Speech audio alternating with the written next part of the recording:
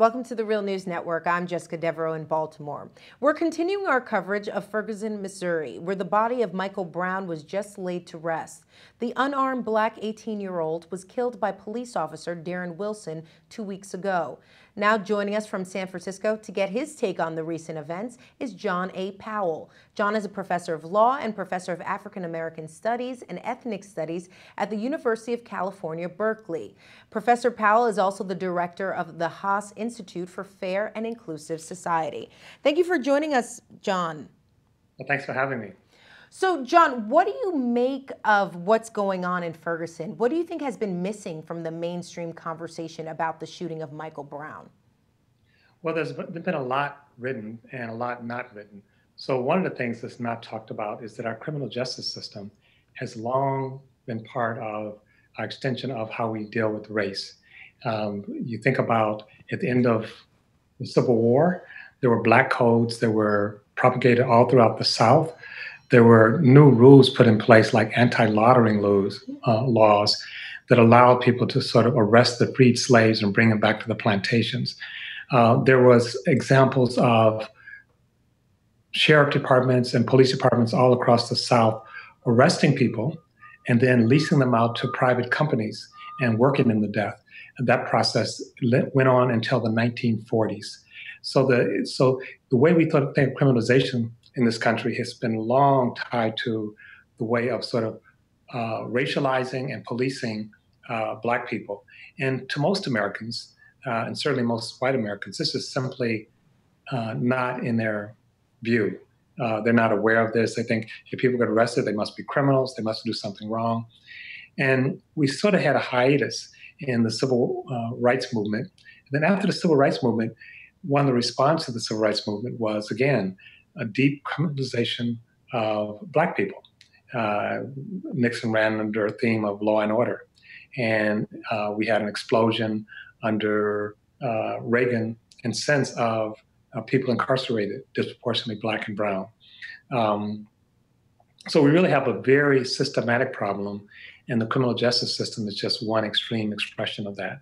I'm glad that you mentioned the civil rights movement, because if you look at specific examples, like let's take Jackson, Mississippi, an armed tank was brought into the city to confront members of SNCC, which is the Student Nonviolent Coordinating Committee, during their Freedom Summer campaign in 1964. So this issue of militarization isn't new, John, and you know, some people can even argue that we should almost expect this militarization coming out of the government, especially when it comes to policing black people. And you know, you even think of something like Little Rock 9, which was the effort to integrate the schools in Little Rock. And the governor called in the National Guard to stop the integration, and Eisenhower called in federal troops. So these issues are really fraught with policing, with the military itself. And of course, a lot of the tanks and stuff that are being used now is for homeland security that was really designed to deal with terrorism. And the fact that we have this community grieving for the loss of this young man's life who's ready to go to college. And our response is to send in tanks. We saw the same thing in New Orleans, when we had people, again, grieving and suffering, disproportionately Black. And the country's response, not the entire country, because there was some positive response as well, but immediately we militarized it. We send in tanks, we send in people with guns loaded, pointing at US citizens. And it wasn't until General Honore came in and said, put the guns down, these people are hurting. So I think that there's this overreaction anytime 2 or 3 more Black people get together, there's this overreaction from a large segment of our society that's just really disturbing and debilitating. Well, the response from the people in Ferguson has been to really protest the killing of Michael Brown, and this has sparked a nationwide conversation about race in the United States. We wanted to bring up an argument that we feel that has been missing from the conversation, and that's specifically to talk about class. Famous basketball player Kareem Abdul-Jabbar, he recently wrote an article entitled "The Coming Race War Won't Be About Race," and he argues that the events in Ferguson need to be understood primarily as a class issue, and in terms of how America's poor are systematically held back. So, John, I want to get your take. What role does class and poverty play in this conversation? Well, it's actually interesting, and this has been a long debate in the United States, and I've written a long article on the relationship between race and class. And most people, and I think I love Kareem. I think he's obviously a great basketball player, but he's wrong on this issue. In fact, we can't understand class in the United States without understanding race. We think we can understand race through class. It's actually the opposite. We understand class through race. So why is it the United States has such a weak social welfare program, and we're dismantling it? And a number of economists have looked at that and decided that it's really the anxiety and function of race has actually structured how we actually deal with class that affects everybody. So it's not that it will only affect blacks, only affect blacks and Latinos, but it's the anxiety bound race that actually structures much of what we do in this country, including how we deal with poor whites. The other thing is that the Gunther Merrill in 1944 wrote a book called The American Dilemma. And he noted then, he said, there was something fundamentally different about the experience of poor whites and poor blacks in America. They're both poor, they both have hard life, but it's not the same thing. And so there's an interaction between race and class. And I don't think we need to choose one over the other, but I think it's a false assumption that we can understand American history, understand Americans' current situation just through the lens of class. We simply can't do it.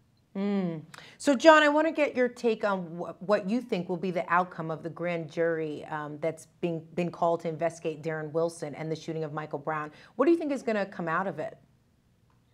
Well, first of all, look at the composition of the grand jury. This is happening in Missouri.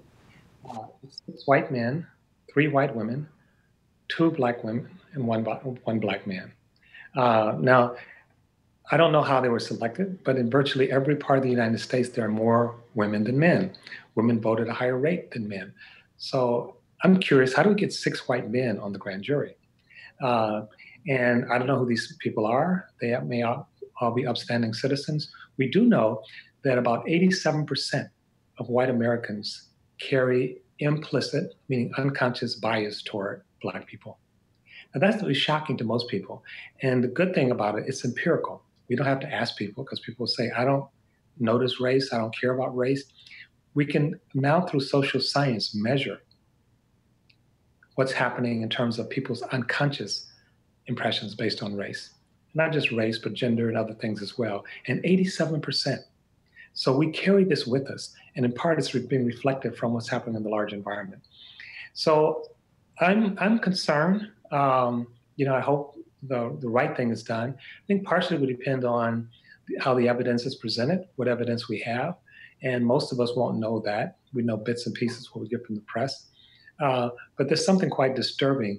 And when you look at Missouri, not just the criminal justice system, not just the prosecutor, but the overall system, it's a system fraught with problems. And it's not just true of Missouri, it's true of many parts of the country.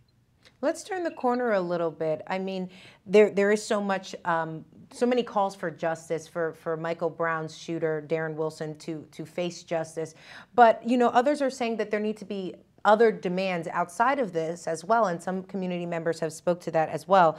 How can the Black community in Ferguson seek to empower themselves?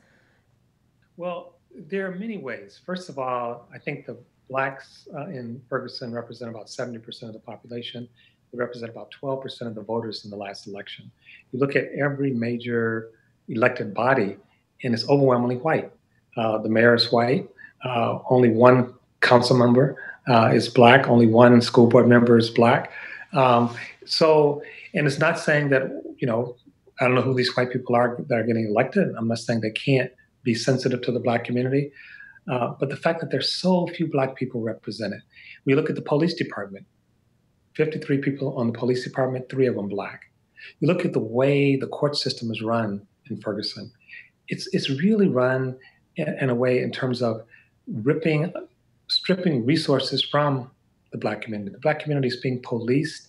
There's a sense, I think, with some validity, that they're being harassed, that they're not cared about, they're not seen as fully human. And again, this is not a problem that's unique to Ferguson. And when we look at it, we see it throughout many parts of the country, especially what's called the Old South. It's really a systematic problem. So the Black community in Ferguson can get more active in terms of voting.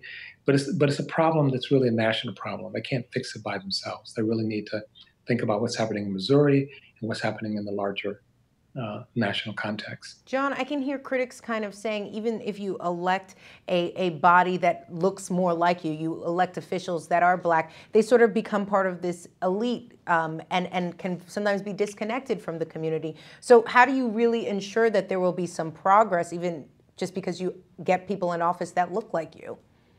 Well, you don't necessarily solve the problem by just having people who are visually similar, but it is more likely that Black people have had similar experiences. We still live in a very segregated society. There was a poll done recently with Black men about how many had ever had negative contact with the police. The vast majority had. Many white people don't believe that. It's like, well, no, the police would never do anything unless a person was a criminal. But the vast majority of Black men, whether they're professionals, whether they're professors like I am, and even policemen, will have had negative experience. So it does matter. It doesn't solve the problem. And of course, we need to do training. But I think, frankly, white America would be very uncomfortable if all the police in the white community were Black.